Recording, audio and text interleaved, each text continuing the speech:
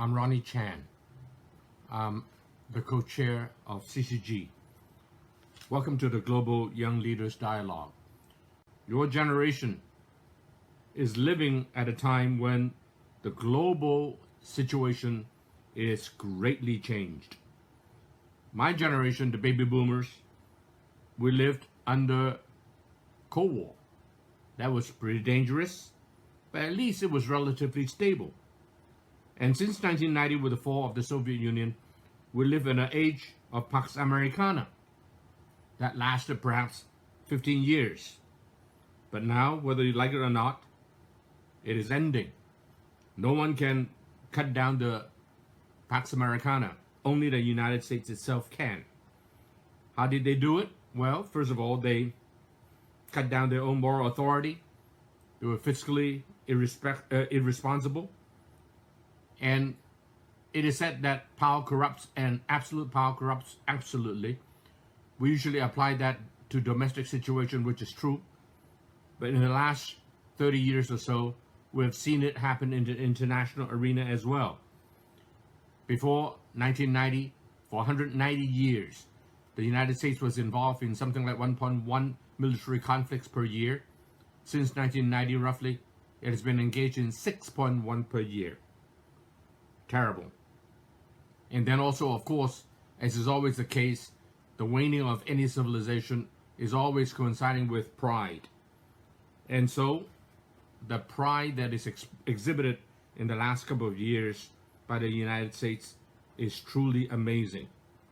Then finally, America decided to pick on a fight that neither side is going to win. No, it's impossible for either side to win, and that is it took on China in an unnecessary way, because China, as far as I can tell, is very happy to play second fiddle if necessary. So what are we facing? We're facing a totally fragmented world that will degenerate into chaos. It's going to be a messy situation. Finally, we are looking at COVID-19, pandemics. In the past, pandemics happened every 5 to 10 years. But now it's more like every year or two at most. In the old days, it's always regional, but today is international, global. And part of the reason is the rapid urbanization that we've been seeing everywhere in the world. Then you have 5 other global issues. I will not go into the details, suffice to say that number 1, technology. Technology has done a lot of good things, but it also creates a lot of moral issues. What about standard setting? What about technology-driven terrorism? The second global issue is financial crisis. In the past, it is only financial, but in 2008, it almost brought about an economic collapse. I believe the reason, fundamental reason, is that in the West, there is a wrong philosophy that to be bigger is better, to be faster is better, and to be freer is better. That's dangerous.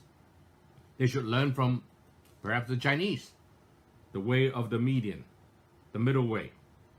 The third global issue is the failure of multilateral international organizations, such as the ones started by the Bretton Woods.